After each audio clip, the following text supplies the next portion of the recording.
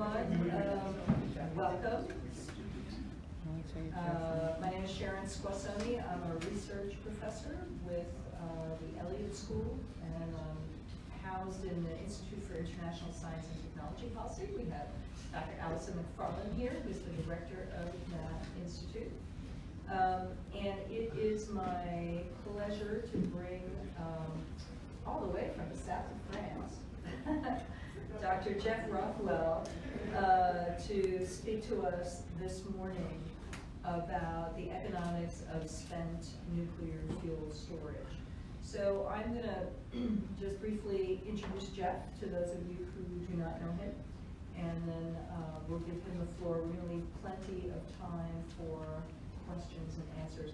Do me a favor now, though, set your cell phones on vibrate or turn them off so that we don't have them ringing. I'm going to check mine after a minute. So I can't actually remember when we met, Jeff, but it's been years. Sometime in the last century. Sometime in the last 10 years, I think. Dr. Rothwell was recently the principal economist for the Nuclear Energy Agency at the Organization for Economic Cooperation and Development. We generally call it OECD, in Paris, France, where he worked on the economics and financing of nuclear decommissioning, extended used fuel management, and decommissioning waste management with the World Nuclear Association. He is author of Economics of Nuclear Power, most recently from 2016, which is an updated version of his 2004 University of Chicago report. Yay. And has written extensively on a lot of these topics that are near and dear to our hearts, those of us who study nuclear energy. And from 1986 to 2013, he was a senior lecturer and director of the honors program in the Department of Economics at Stanford University. He has also done a lot of consulting for the national labs, including Argonne, Idaho, Oak Ridge, and PNNL, Pacific Northwest National Laboratories. So I give you Jeff Rothwell. Thanks for joining us. Thank you. So, okay, you didn't mention the fact that my high school mascot was the atomic bomb. I didn't know that. I thought that was like one of the most important aspects of growing up in Richland, Washington. Having, I don't know how many gallons, tons, tanks of waste, and I might have been exposed. And so I have a very sort of strange outlook on this. You know, the people in the nuclear power industry think I'm anti-nuclear, and the people in the anti-nuclear community think I'm pro-nuclear. And so I wake up in the morning trying to figure out, you know, am I in the middle? And, you know, I grew up around it, so I don't think of it as some external evil force. And so what I'm trying to do is economic analysis. And so I've written a paper which I've condensed down to the word limit, which means that I had to get rid of a lot of tables and figures in that paper. Now you can email me, jeffreyrothwell@yahoo.com, and I will send you the PDF of this book. They have never sent me a royalties report. I don't know if I still owe them money for doing the index. Don't publish with Rutledge. This is being live streamed, Jeff.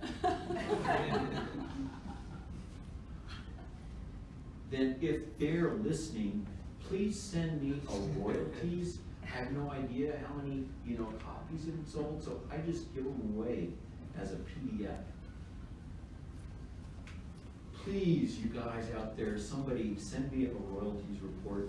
Let me know if I still owe you money. So I am going to basically assume that you're gonna have access to this paper. So I'm not covering every slide in detail. What's in the slides is what I couldn't afford to have in the paper. Now what we're looking at is we're trying to come up with economic models of on-site, off-site, wet and dry storage. So up here we have a publicly available fuel pool picture from the NRC. And then everything else is probably proprietary. On-site dry storage is the next most popular type of storage. I think this is at Kawanaki. Then we have off-site wet storage. This is in Sweden. And here we have the waste control specialist overview of what they would like to build in West Texas.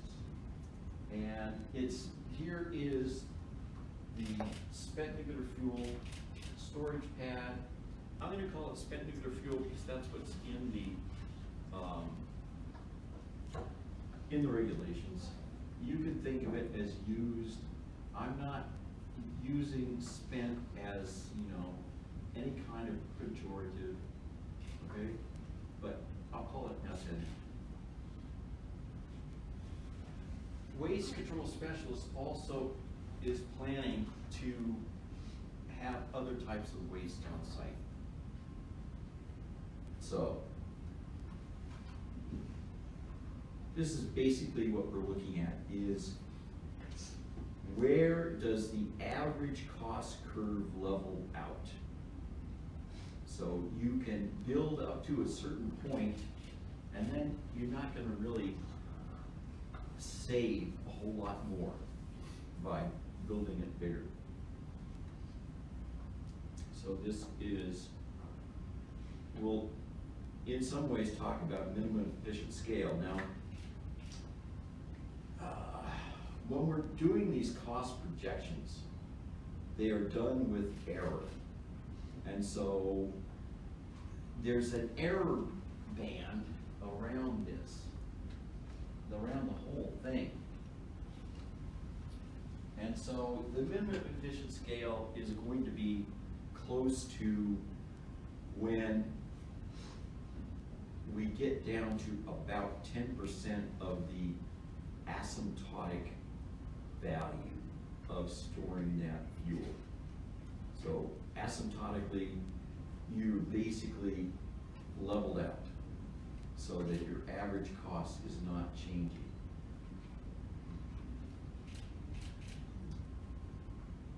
So I am developing a methodology here, which I'm going to be using as much data in the public record as possible to create tables of sizes and costs.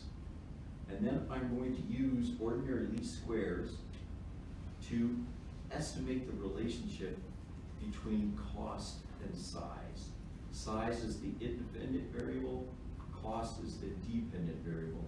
Now, when you're doing these, when you're making up the data, OLS can't really, it doesn't satisfy the assumptions of OLS because the data is not random. Data are not random, okay? So this is a methodology that isn't used very often.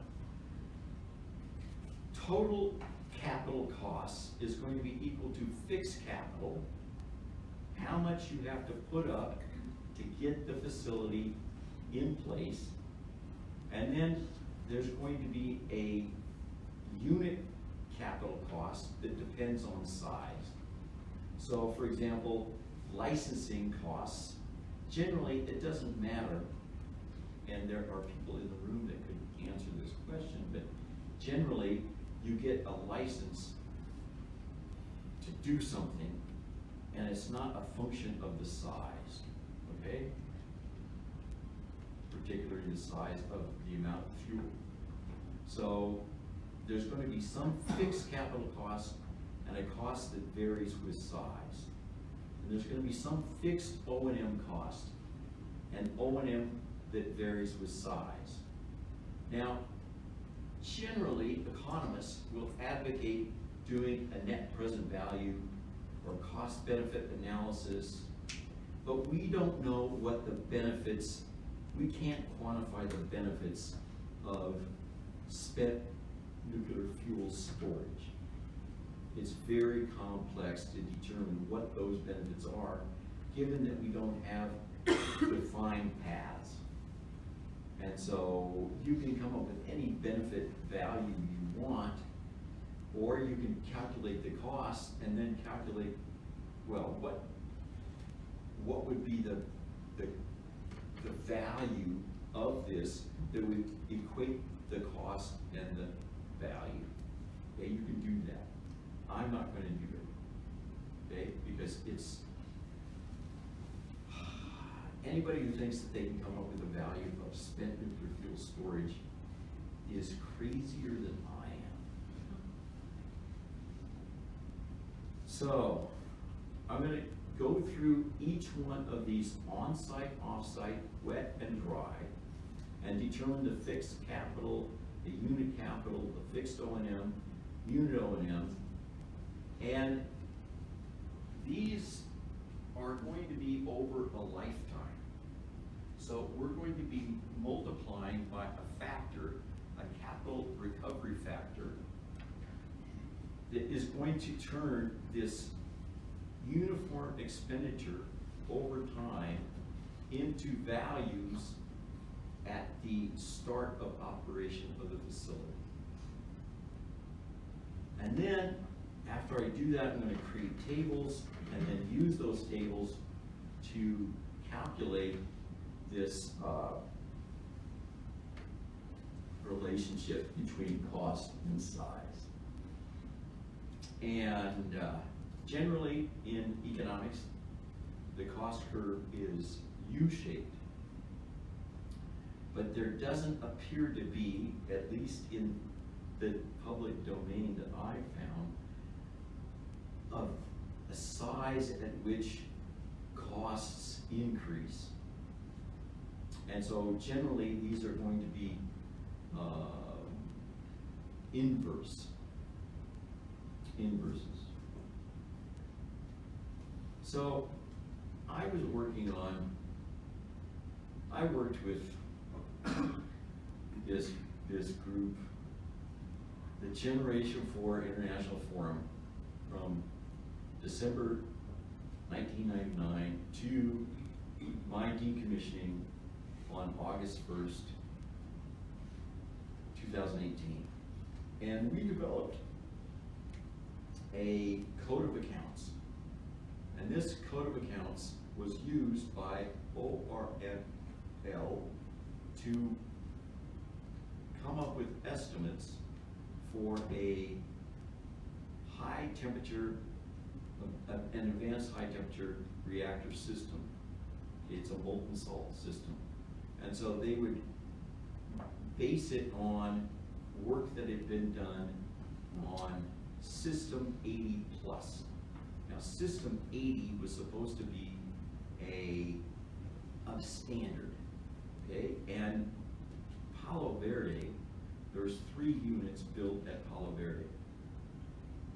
Then they were going to come up with a more advanced design, System 80 plus, combustion engineering, and then it kind of got sold through a bunch of people, a bunch of firms, and ended up, and is now basically the foundation of the advanced pressurized reactor APR 1400 coming out of Korea.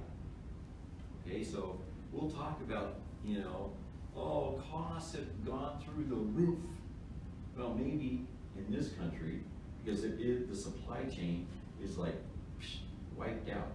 But in Korea, they have a fully functioning supply chain and are able to build, oh, come on, okay, maybe they don't have the facilities to build. Counterfeit problems? Come on, it was 1/2 of 1% of the cables that were a problem, okay? 2% of the cables were not well documented. 1/2 of 1% were faulty, okay? Now, all right, that meant that they had to close down their construction to check to make sure that none of the faulty cable was, okay, all right, but UAE, they haven't discovered any faulty cable yet, so, you know. These are the values that were used in the System 80 Plus, and I'm going to be using GIF, Generation 4 International Forum, Code of Accounts, 217 and 225. The fuel service building, the fuel handling system, and together they cost about $135,000 for those two systems. And if we look back in the literature, this is based on Johnson, 1977. Here on the left are the GIF codes of accounts, 217A, the cost subcategory, the component, and the material. This just gives you an idea of the level of detail that we're digging into in this analysis. Here are examples of components from account 225, the fuel handling systems, okay? Storage racks, cranes, and so forth. Now, these are the sizes of the fuel pools. What I'm trying to do is find the smallest fuel pool and the cost of that fuel pool based on the values in the literature is going to become fixed capital. Okay, and the smallest fuel pool was at Robinson. Okay, this is incredible in terms of the amount of detail the NRC went to. And so you'll see minimums, for example, that is the minimum size of the amount of heavy metal, and it is, oh God, where is it?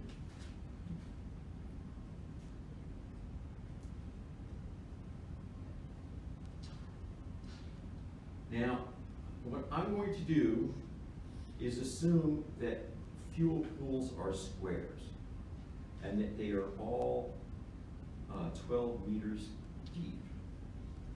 Okay, and so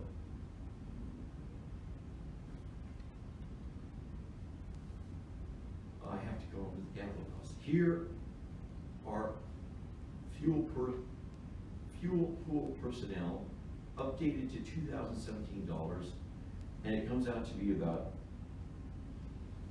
$3.8 million per year. And if you have nothing to do, you can come up with a organizational chart of what's happening at the fuel pool. And so here the facility manager reports to the plant manager. And here are approximately the 46 people working at a nuclear power plant that are operating and maintaining the fuel pool.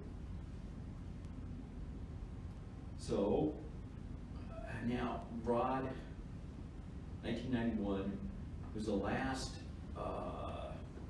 estimate of these costs, and so you have the total personnel costs at 3.8 million, and the total operating cost for a 750 metric tons of heavy metal, which is the Morris plant, is approximately $6 million per year.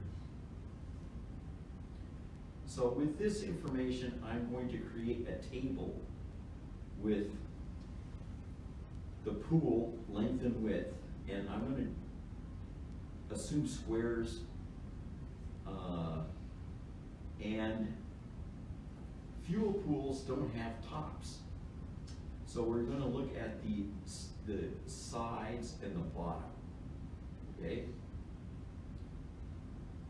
The volume is calculated by assuming that the length and width are the same. The pool surface, which is the bottom, is and then you put these things together and you get cubic meters. The unit capital cost, or fixed capital cost here, is 78 million, okay? Because that's the cost of the smallest fuel pool in the United States in the early 90s, updated to 2017 dollars. And so the unit capital cost increases as a function of the size of the pool. And so you add up the total capital, which is fixed capital, unit capital, and then you look at the present value of D&D costs, decontamination and demolition, and you add in the present value of O&M costs. You have the size, which is metric tons of heavy metal, and so what I'm going to show you next, these are the values, and when I put these values, when I regress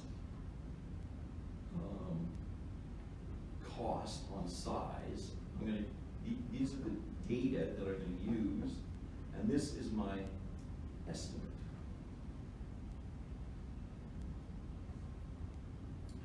Okay, so this is the calculated values are in blue, and the estimated values are in the dotted or dashed red. And you can calculate the approximate cost of a fuel pool using this AC1. One refers to on-site wet. And so, you know, this gives you a nice, easy little kind of back-of-the-envelope formula.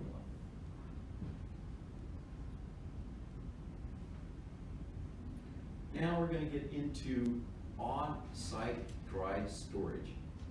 And there are, I don't know, if they're con store or cask store. And what I've done here is I put a couple of proprietary descriptions of what's inside one of these things. This stuff right here, this stuff that looks like it might be concrete, is concrete. And this stuff over here is cast iron. And so I've got a con store blow up, and you can see where these pieces are in this diagram. But both of these are proprietary, so I took them out of the paper. But this is to give you an idea, you know, what's inside, you know, what, you know, the cast body, blah, blah, blah. Con store is this schematic, and generally these con store casks are stored in buildings, and this is, I would say, probably the most popular on-site dry storage in particular Eastern Europe, even though this is a building from Germany. Here is Magnastore, NAC International. This is probably one of the most popular ones.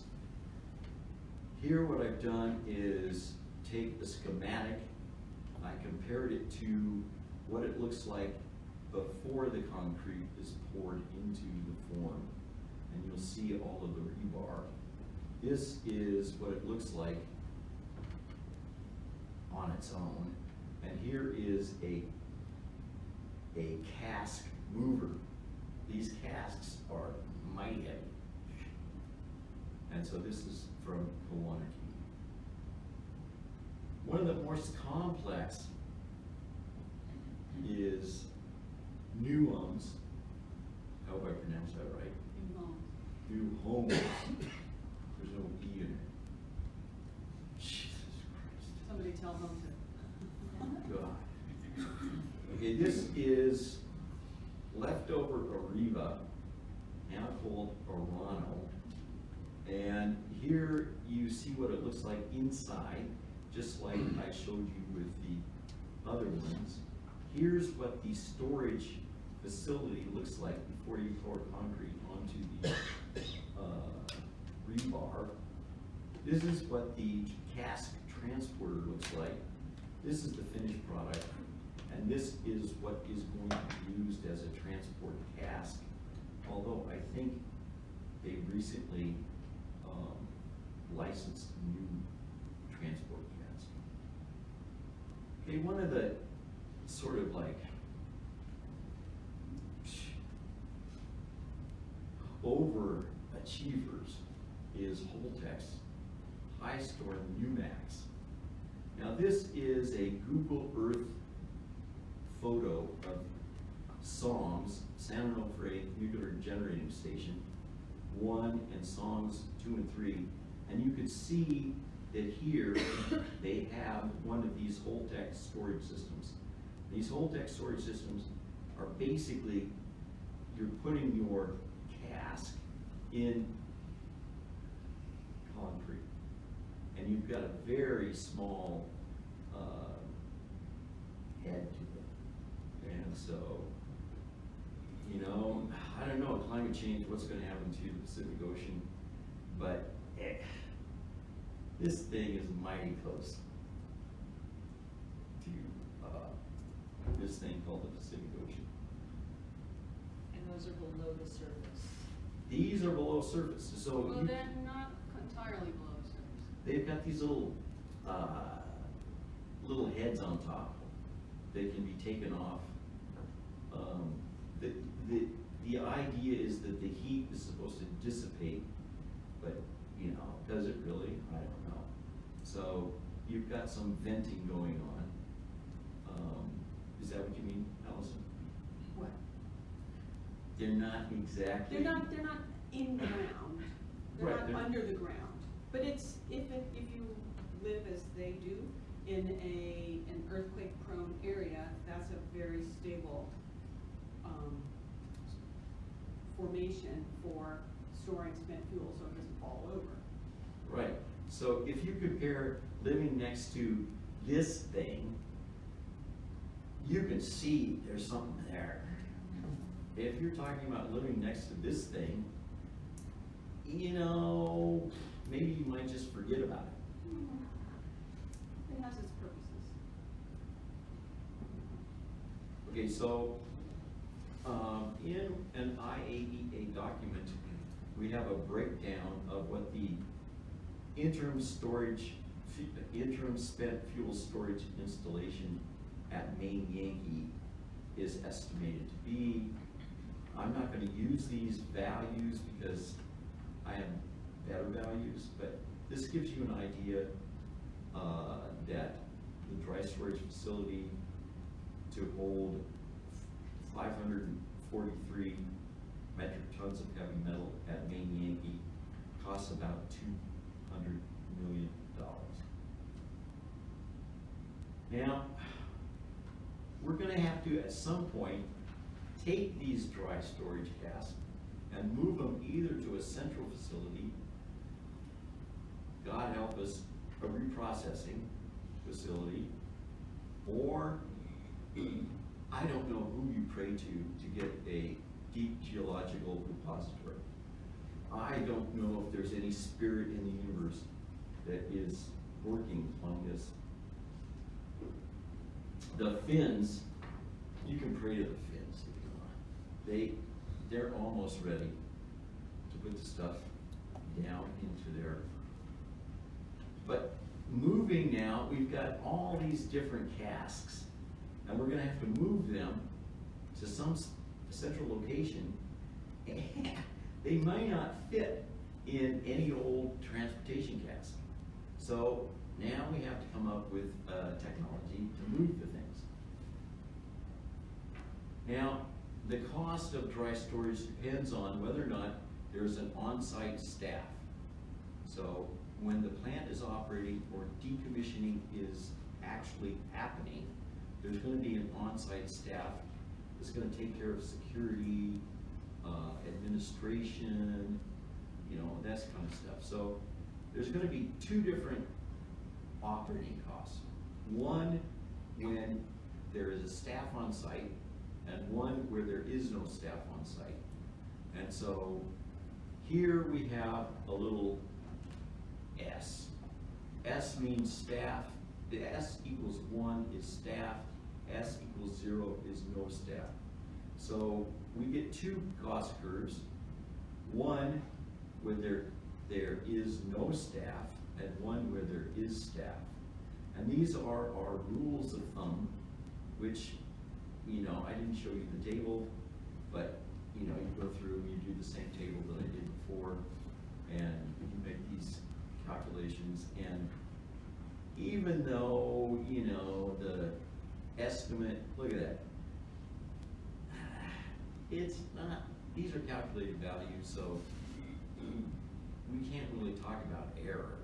But on the low side, you've got some overestimate of the cost. But on the high side, it's pretty much the same. So I'm not going to show you the actual and estimated anymore. These are what it costs without staff, what it costs with staff.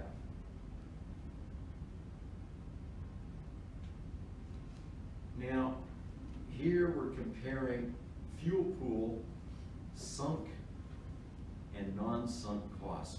Once you build something, it's in place, those costs are sunk. They're unrecoverable. I am not going to deal with the unit, the plant owner leasing space to other plants, even if they're in the same ownership group, to move the fuel to the site where the fuel pool is underfilled from the site where the fuel pool is overfilled. I'm not going to deal with that. It's just too specific for, you know. But you'll notice that here is the average cost curve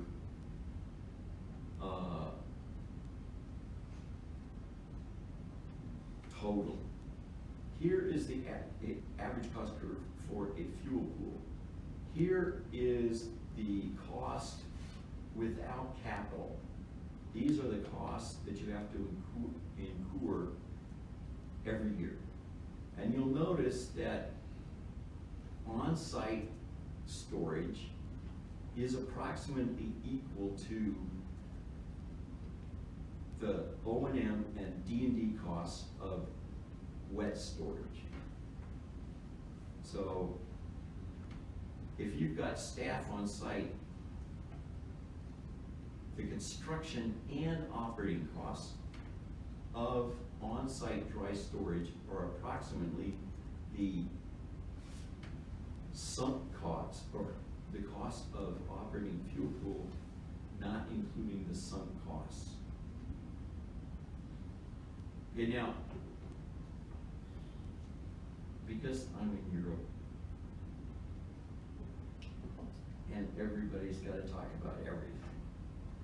Here is an off-site wet storage facility. Now, most of the off-site wet storage facilities are at reprocessing plants. And trying to get cost breakdowns at reprocessing plants, for example, at Ford, at Sellafield, forget it, okay? Not gonna happen. So This is one of the few standalone off-site wet storage facilities. You've got basically a intake and preparation building, and then you've got an elevator that takes the stuff down. And this, right now, they've got 2 pools divided into 4 sections. And this is what one of the sections looks like. Here you've got the walkway. Here's what the walkway looks like. And you'll notice there is no trash down there. Nobody has thrown away their coffee cups. Perfectly clean, all right? The Swedes, you know, everything is clean. Now, go through and calculate the costs. Here in red, we have the cost of a fuel pool, and I'm limiting the size of fuel pools to 24 metric tons of heavy metal. Now we're generating about 20 metric tons of heavy metal at a typical gigawatt-sized power plant. Depends on a lot of factors, but it's about 20. So here we divide 2,400 by 20, and we're talking about 120 gigawatt years of fuel. Okay, so you can imagine, you know, Palo Verde, 3 units. Okay, this would be the biggest fuel pool. When we're talking about off-site wet storage, you're not going to build it for less than 1,000 metric tons. And I'm assuming you're not going to build it for more than 20,000 metric tons. So we have the cost curve that we've been looking at all along. And now we notice that once we get above about 3,300 metric tons of heavy metal, this moving costs start being spread over larger numbers of tons of heavy metal. So the costs for off-site wet storage are higher at this magic point, and then they become lower at a larger scale. Now we're talking about off-site dry storage. And according to, you know, the IAEA Nuclear Fuel Cycle Information System, looking at away from reactor storage sites, we have about a dozen. And I'm going to be basing my cost analysis on the private fuel storage facility that was approved by the NRC in 2006, but never built. Right now, there's 2 competitors. Holtec, it's been approved, and Waste Control Specialists, they had some ownership issues, and I don't think it's been approved. It says it was supposed to have been approved, but I don't know if it's been approved yet. Holtec hasn't. Neither have. They're still in the licensing process. Okay. Both of them. Yep. So this is what Waste Control Specialists looks like in Andrews County, Texas. And here is the spent nuclear fuel pad. And then you've got other, for example, low-level waste pad is right here, number 4. Federal waste facility is here. Compact waste facility is up here. So they plan to store more than spent nuclear fuel these are, at the time, when they submitted their application, these are the casks that they have proposed. I'm not quite sure if they made a decision yet, but this is basically a joint project now between WCS and Orano. So, I don't know what a U-home system is kind of overbuilt, in my opinion, for 40,000 metric tons. Here is what the private fuel services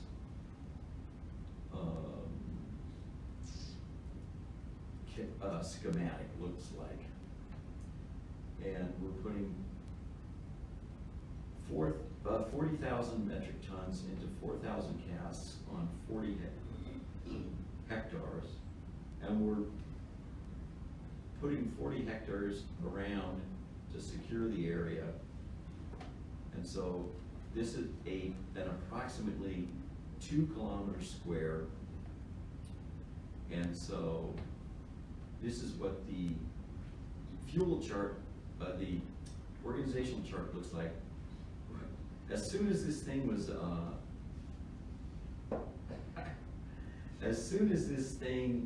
was, approved, they posted job descriptions, which you can't find anymore, but they thought they were going to be hiring people, so I downloaded all the job descriptions. And so I was able to put together, okay, now what's different about this is that basically they're subcontracting the cask to canister storage cask to canister movement operation. And so they don't need all these people on site for 40 years or 60 years or 80 years or whatever. So they're subcontracting during the period where spent nuclear fuel is coming into the facility. And so the chief mechanic is responsible, but the people on site maintain the equipment that is going to be used by the subcontractors. Now, in the paper, I go through, for 10,000 metric tons, it costs about $1 billion. For 100,000 metric tons, it costs about $4 billion.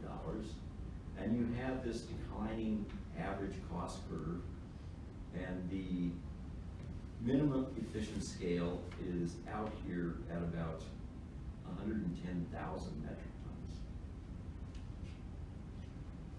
Now let's put all this together. This is in log base 10, because otherwise I couldn't fit, on-site fuel pool with the off-site dry storage. So we can see that on-site dry storage is the cheapest form of spent nuclear fuel storage below 1,500 metric tons of heavy metal. That's this guy, the red line. Okay? Here's 15 tons, 1,500 tons. Okay? The cheapest, the offsite dry storage is the cheapest form of spent nuclear fuel storage above 3,000 metric tons. So there is a window of uncertainty between 1,500 and 3,000 metric tons, which means that you can't do a back of the envelope calculation to determine for a specific nuclear power plant, a specific system, what is going to be the cheapest. We know that on-site dry storage is cheapest, up to about 1,500 metric tons, and offsite dry storage is cheapest above 3,000. Now, it might not make any difference in this country, but I assume you guys know there are other countries that are dealing with these same problems. So, for example, let's take Krško. Krško is a power plant owned by Slovenia and Croatia. And each one of them is supposed to, it's a like 560 megawatt plant, all right?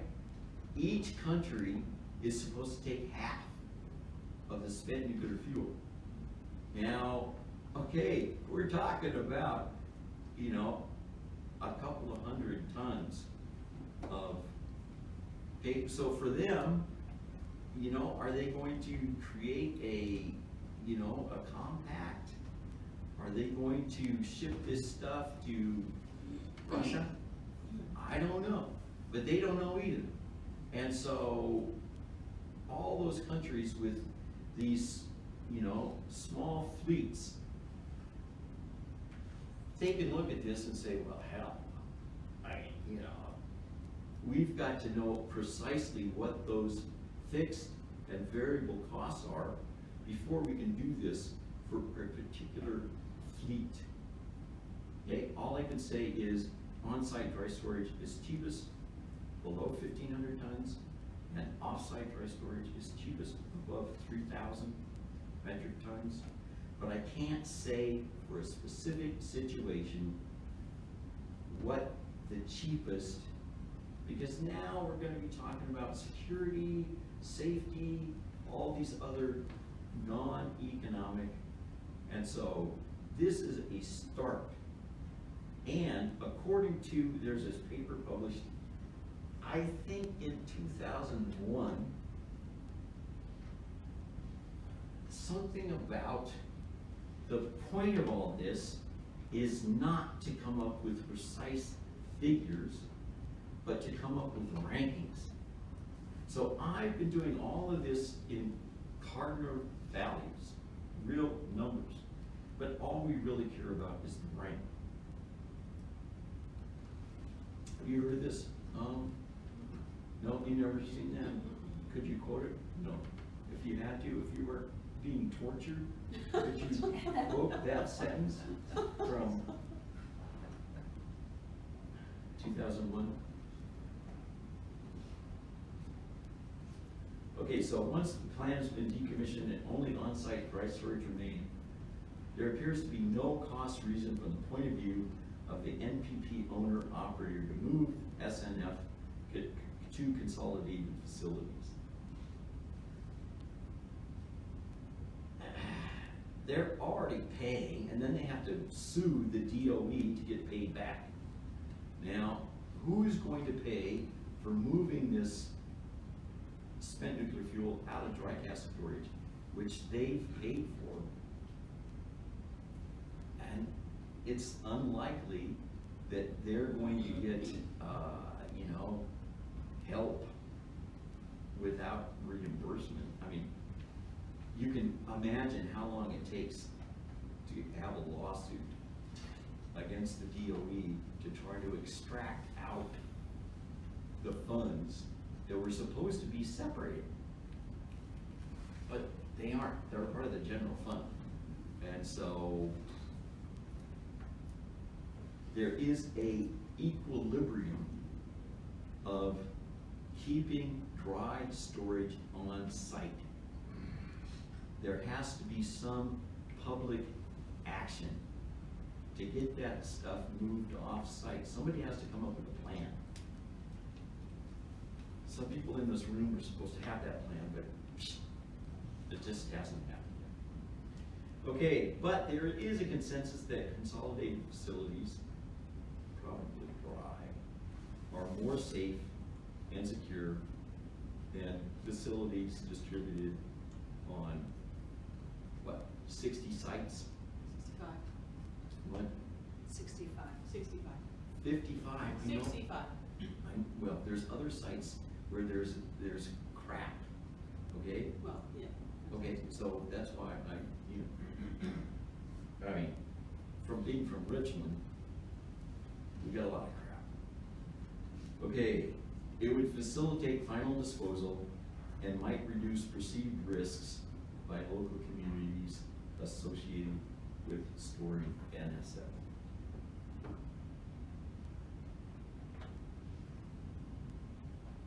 So, any questions? We do, we have a half hour for questions, so let's, would you like to sit down and take questions? Well, sometimes I have to move around in Okay, so, I want, before I submit this for publication, I want every one of you to point out the defects. That's why I'm here today, is trying to determine the defects before I submit it and get some nasty reviewer telling me that this doesn't make any sense. so we have a half hour for questions. The great thing about this room is you all have your own microphones, you just have to push the button. So please, just identify yourself and, One of the places where this is being chewed over is in France. identify yourself. Franklin at Open University, where the pools at Le Havre are filling up. The pools at the reactors are not being allowed to be dense-packed. And so they're talking about offsite storage. The electricity furnace favors a pool. The issue of dry cask central storage has been raised. There seems to be some symbolism about the dry cask isn't going anywhere, whereas the pool storage will be a buffer storage for the reprocessing plant. Have you got into that at all? Well, when your employer is in Paris, the French are down your neck every day, okay? So I tried to do this, and they wanted me to include every possible reprocessing option, okay? Except dry storage, okay? The reason is that when you put it in wet storage and you're expecting to reprocess it, you can take out fuel bundles, individual fuel bundles. Once you put it into a dry cask and you've welded it, and you know, or the canister, you welded the canister, then you don't know, you can't see what's happening to particular bundles. And you would like to know if there's any damage to a bundle. And sometimes inspection doesn't identify that damage. And so what you think is happening inside a dry cask might not be what's actually happening in the dry cask. So they argue because, you know, they want to be reprocessing until the end of time, whenever that might be. Okay? The Hague is not that far above sea level. So the end of time might come quicker than the true end of time. But, you know, you try to do anything there that smells like you don't believe in reprocessing because maybe you grew up in Richland and the Richland, okay, once they clean up Richland, okay, I'm willing to consider reprocessing. Then we know, you know, about what it costs to clean up. Okay, Sellafield, I was trying to work at Sellafield. Sellafield is like Richland. But worse. What? But worse. No, it's only 2 miles square. Okay, so they've got just as many, well, they have about 2,100 buildings, facilities in a space smaller than you can imagine. And so, you know, when they want to do something, they have to, you know, I mean, I've seen things there that would just make you cringe. Open fuel pools. Open Open air fuel pools, okay? With a net over it, a wire net over it, so birds can't land in the pool. Okay, now, this stuff has been sitting there since wind scale, okay? But it's still out there in the open, okay? So if you want to, for example, you want to maintain a negative pressure.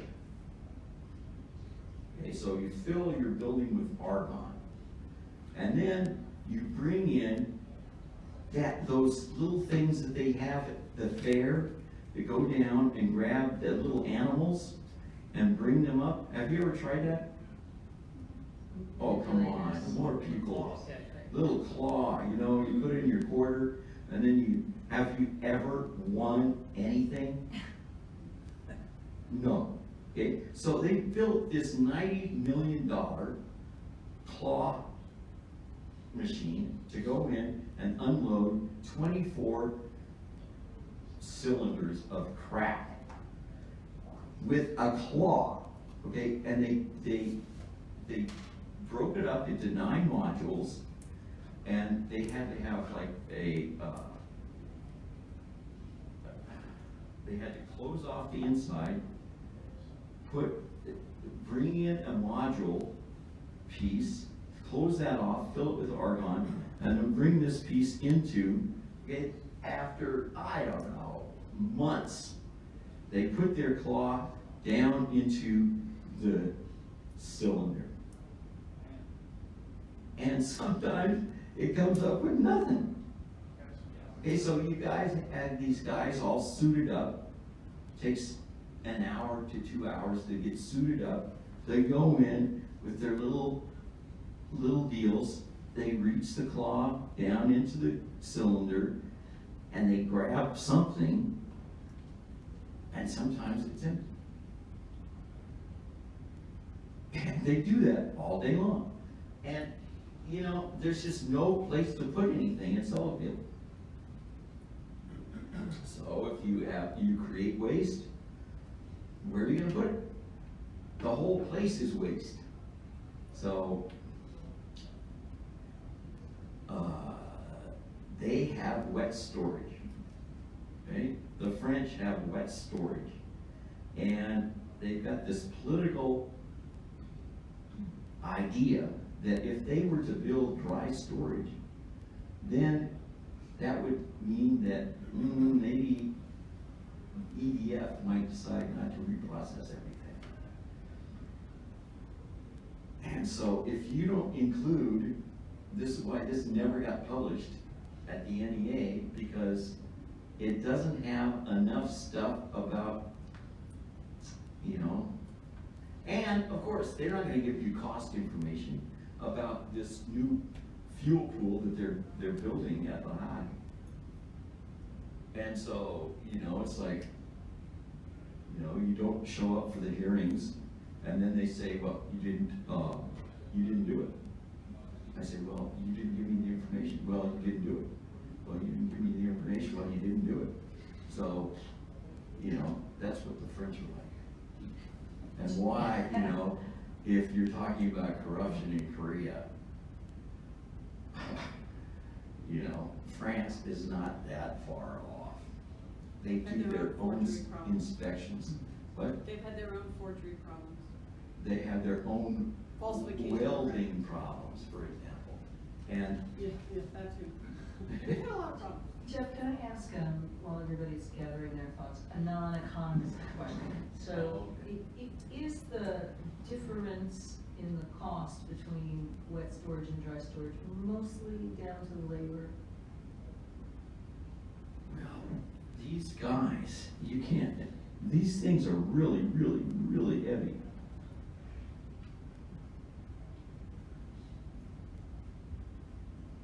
it's a really capital intensive process of moving. Now look at these guys. You got, I don't know, 8 people standing around. This piece of equipment here is, I don't know, maybe $2 million. To fill one of these things, you fill it in the fuel pool. And then you lift it out of the fuel pool, you drain it, you put in inert gas, you seal it. And then you put it in this cask, and you put it in this little hole, okay? And eventually you move it someplace else. So it's labor. I mean, look at all these guys standing around. This guy, I don't know what these guys are doing. It looks like these 2 guys are actually doing stuff, and these 2 guys are watching. That's quality control. Right, I know it's quality control, but we don't know how many more quality control people there are outside the photo. So, it's capital. Look at this. Look at how, I mean, this is more complex than a hospital. Yeah, but the difference is that once you get them. Use your microphone. Oh, sorry. This is fancy. The difference is that, once you get them into those casks, then you can walk away. I mean, you need to maintain security, but you can, and you need to, monitor every now and then to make sure that the casks aren't breaking down, etc. But mostly you can walk away. A pool, no. A pool, you actively need to make sure the water's circulating. You need to run pumps to make sure the water is circulating. You need to fill with the chemistry of the pool, because that ends up actually being a bit difficult to manage. You have to make sure you've got enough boron, and depending on what you put in the pool, that gets complicated. So that actually takes a lot more active. Right. Once you've got the fuel in the devices. Right, so here we have 46 people that are managing maybe 1,000 metric tons, okay? Off-site dry storage, you've got 80 full-time employees managing 40,000 metric tons. Okay, so in the fuel pool, you've got half the people that you would at a dry storage facility managing 1,000 tons, and twice as many people managing 40 times as much stuff. And they don't have to measure the water chemistry. But, and that includes the security people? Well, in this offsite, here we have what I call the security sector, the maintenance sector, and the administration sector. And according to these, job descriptions as I downloaded, which are no longer available, but I downloaded them. You've got, basically in the security sector, you've got a quality assurance officer and an auditor.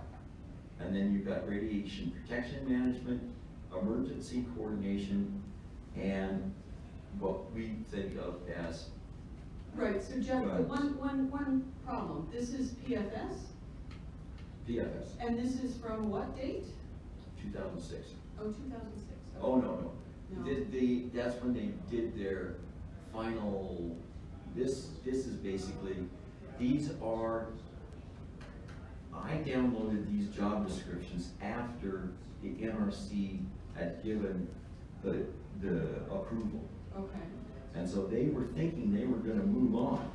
And Right, they so were, what date was that? So this is important because after 2001, it took some years, but then the NRC had new regulations in where, they beefed up security significantly, security requirements significantly. right, so these were job descriptions that I downloaded immediately after the thing was approved by the I don't NRC, remember when that was. 2006. Now, the cost information was from 97, okay? But they didn't have, you know, personnel job descriptions. And they don't have them now. But they told, you know, they told the person reading the job description who they were going to report to and who was reporting to them. And so the security sector has 32 people, the maintenance sector has 32 people, and the administrative sector has 16 people. But I included the radiation protection manager in security. So in terms of guards, there's 20. I assumed that it was after those regulations because this was after 2006 when it was approved, and they thought they were going to have to hire people. But that's for 5 shifts or something like that? Yeah. So there's only 4 people per shift? No, there's 1 security captain and 16. This is what they're managing right here. Okay, so you've got, you know, an inner 40 hectares and an outer 360 hectares. And so you got the guardhouse outside the main wall. Now, this study that was basically Energy Resources International, contracted by EPRI, which is considered EPRI 2009, it isn't. It is Energy Resources International. Now, I don't know if you guys know Energy Resources International, but it's a contractor, and they have a lot of interns. And so, for their analysis, this is a barbed wire fence right here, okay? Nothing to it, okay? We used to, in Richland, before 1958, we had a barbed wire fence around, and then we planted trees, which were a windbreak, okay? So we couldn't, when you're inside, you don't see the barbed wire, all right? And they took the barbed wire down in 58. But you've got, basically, I assume there's an overlap. So, you know, we can increase the number of guards. If you want, I can, you know, these are the guards they were advertising for. Any questions? Yeah. So, what are the sensitivities of your various cost models in terms of new technologies or new concepts of storing spent nuclear fuel? Proprietary. Okay, so can I give a follow-up then? No, I don't have access to the, you know, if it's already in, you know, published by PNNL or ORNL or whatever, you know, it's accessible. Right. If it's, you know, lately, you know, you pay $5,000 and you get a student report that may or may not have the information you wanted. So, in particular, most of this cost information is post 9/11, but not post Fukushima. So that is one of the problems with the analysis. There's a lot of work that was done on Fukushima.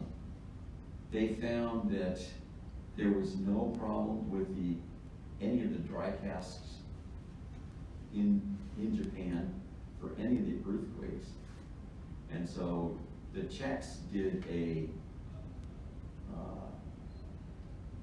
what do they call that? That stress testing? Yeah.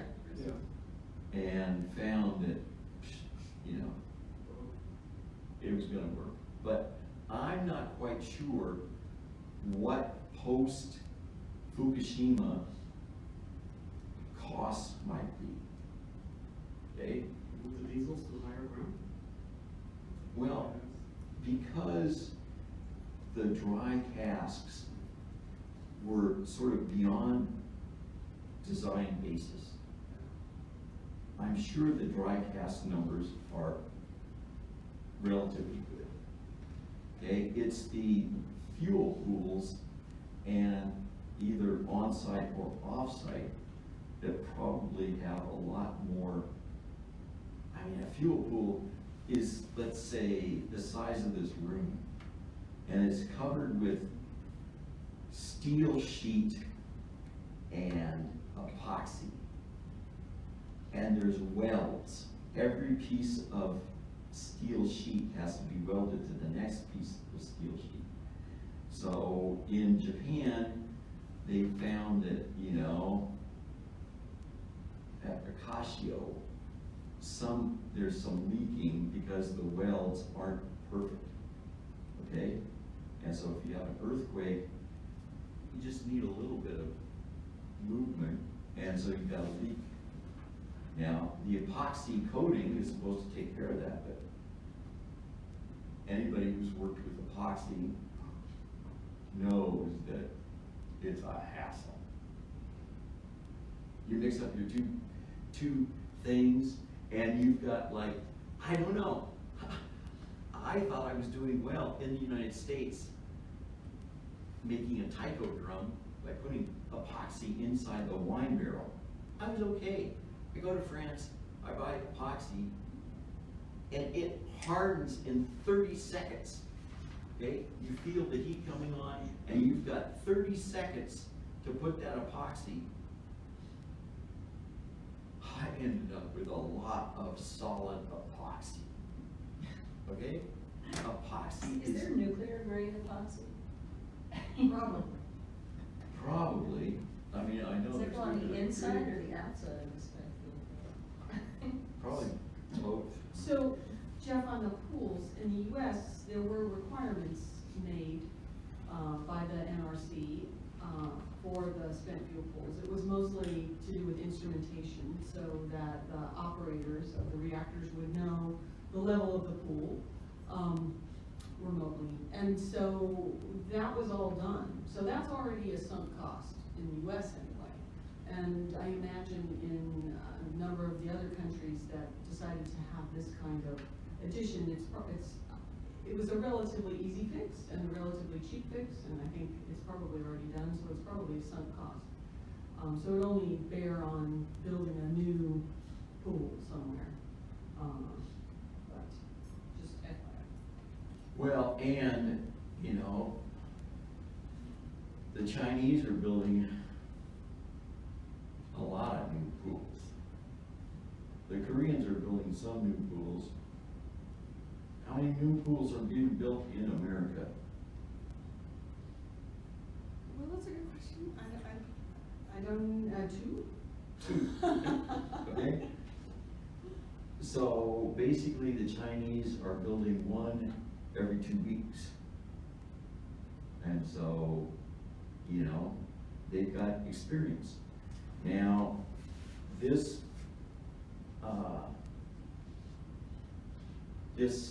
study at ORNL using the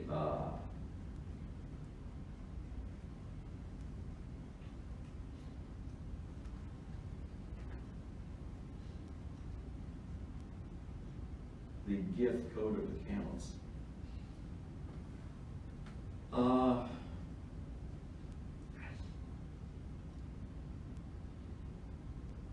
The difference between for example, 1998 and post-1998 is re-racking. And so a lot of pools were filling up, and so they started re-racking them. And so there was a lot of retrofitting of fuel pools. And so the kinds of instruments and controls were probably easily added because of the experience they had with re-racking. But all new fuel pools are basically using dense, highly packed raw assemblers. And so they have to be watched much more closely than they did in the early 90s. Right. And so, but still, we're not talking about, you know, I mean, here are the fuel building. We've got some HVAC, the systems. You know, I don't see a whole lot of instrumentation and control in this list.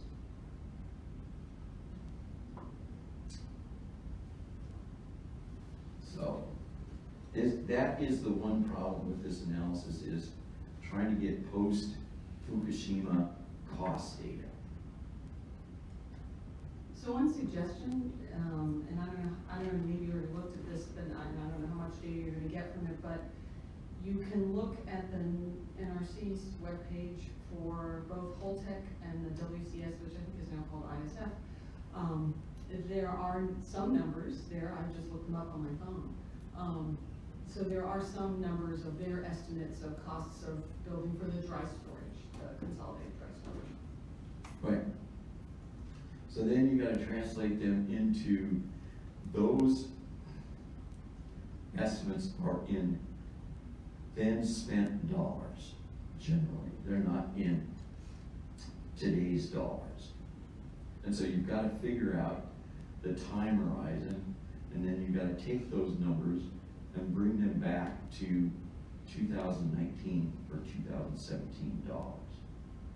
And then you've got interest during construction, and generally you don't know, you know, what they're financing, because these two firms are competing, and so they don't want a lot of this juicy data out there in the public. They'll kick and scream for the NRC to ask them for this stuff, but they're competing with each other, and so, you know, I go on the NRC website and make sure that the ownership structure hasn't changed again. But, I mean, I know that it's possible to go there, so I'll go there and reference it and then thank you in my acknowledgements. When you adjust dollars, do you use a GDP reflator, or what do you use? Well, I have found, and this is just a little trick that shouldn't leave this room. Generally, I use the producer price index. Now, the deal with the producer price index is it shot up 5.6% between 2000 and 2011. And then it leveled off, and it's only grown 0 point something %. And over the total time horizon between 2000 and now, it's grown about 3%, okay? But if I get a cost estimate post, well, you never know what dollars they're using, okay? But post 2011, I just basically use the same dollars, okay? Now, there's this implanted idea that I have avoided because my father was a Bechtel engineer, but I wasn't. And that is a confusion between inflation and escalation. Okay, so, you know, escalation is not inflation. Inflation has to do with the currency. Okay, escalation has to do with real changes in prices. So you have to take the currency inflation out of the escalation. But there are so many reports out there where they try to get the escalation rate, you know, down to the third decimal. And then, you know, I mean, those escalation rates are generally, not always, but generally for comparing projects across regions. Okay, they're not generally used to compare project costs across time. So you start with the escalation rate, you subtract out the inflation rate, and then you look at what is escalating. The price of copper, is it escalating? You know, the price of concrete, which is a energy product, is that escalating? Steel is an energy product, is that escalating? Okay, so, you know, you've got to be very careful about using escalation rates when you're really supposed to be using inflation rates. And so I use this producer price index available from the St. Louis Fed going back to 1919. And so, you know, I mean, I wasn't around in 1919, but the index was. And so I always look for stuff that goes back to 1940, because everything I do happened after 1940. Okay, so it's not the consumer price index. Now, the consumer price index is heavily weighted towards food and energy. Okay, but firms don't usually eat that much stuff. Have you seen a firm eat a lot? I mean, they don't go and buy chili, feed it to their machines. Can you imagine if we could get the machines to run on chili? Okay, then we, you know, maybe we have to do something about it. But there is no food, there's an energy component, but energy is not really a big ticket item. Metals are a big ticket item. And so in the consumer price index, you'll find it, you know, fluctuating all over the place. Okay, because the price of food fluctuates. But the producer price index hasn't changed much since 2011. And so this is a secret. I don't want, you know, It's this, now on the internet. I don't want So- everybody to go out and think, well, you know, Rothwell isn't using the GDP deflator, which I am using in a current encyclopedia chapter. But the preferred alternative is the GDP deflator, but it's not a monthly index going back to 1940. Whereas the producer price index that the Fed was started, I think in 1919, something like that they started doing the index. And so we've had, you know, this stuff going on for a century. One other thing, I mean, you don't, I mean, you don't talk at all about transport costs from the, Well, this site to the, because you don't know who's gonna pay for it, but if you have to pay for it, have you done well, you know, I looked at this in 1993. I thought it was a big deal. But then, you know, they wrote in this advanced cost basis report out of INL that given that the handling costs of taking the canister out of the cask, putting it into a transportation cask, putting it on a rail car, a barge, or a truck, that handling, and then taking off, that actually the transportation is almost nothing compared to all the handling costs, the capital equipment involved, back shipping the canisters, all that stuff. So in the future, you know, I'll put in transportation costs. But, you know, PNNL did a study for somebody, DOE, they usually work for NNSA, but they had, you know, I don't know, 100,000 scenarios of, you know, and they were keeping track of each assembly.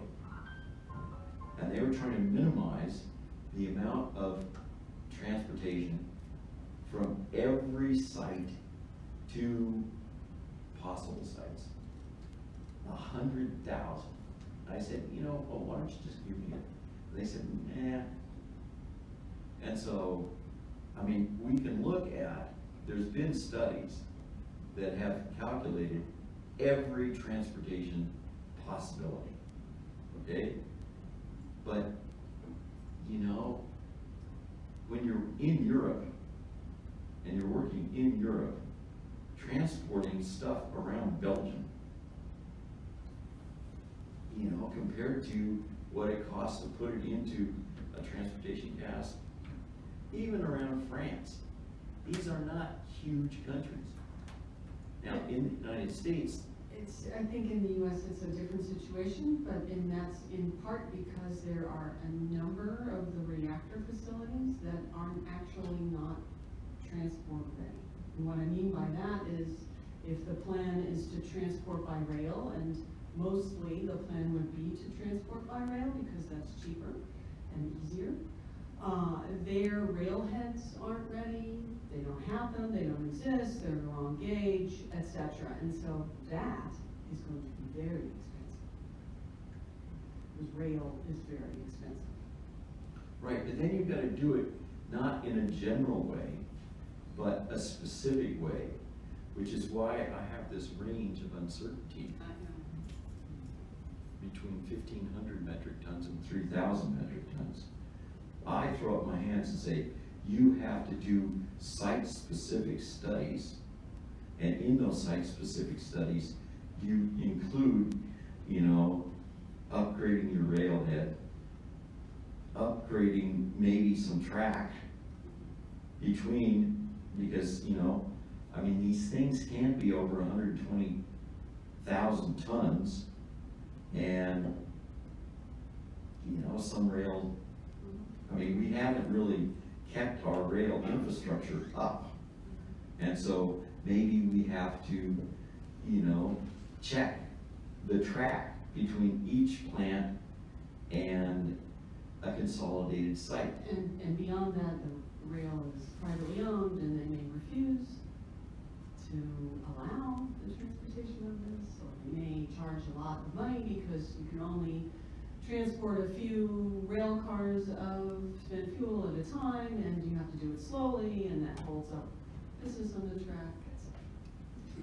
Don't most of these facilities have barge access because they're what, rivers or? Not necessarily, no. No. Trojan had barge access. Songs doesn't, for instance, pick it, you know, Tower Cliffs, you know, pick anything out of that. So it sounds like there's a lot more work that can be done, and your students who are still listening. Really?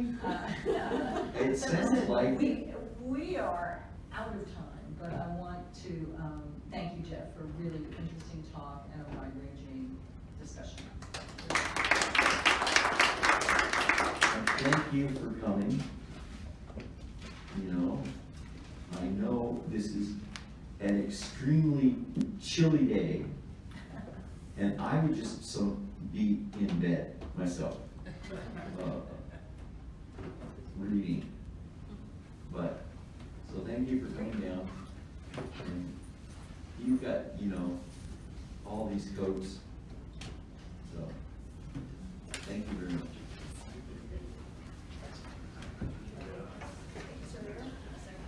That was my question about the transport. That was my question about the transport.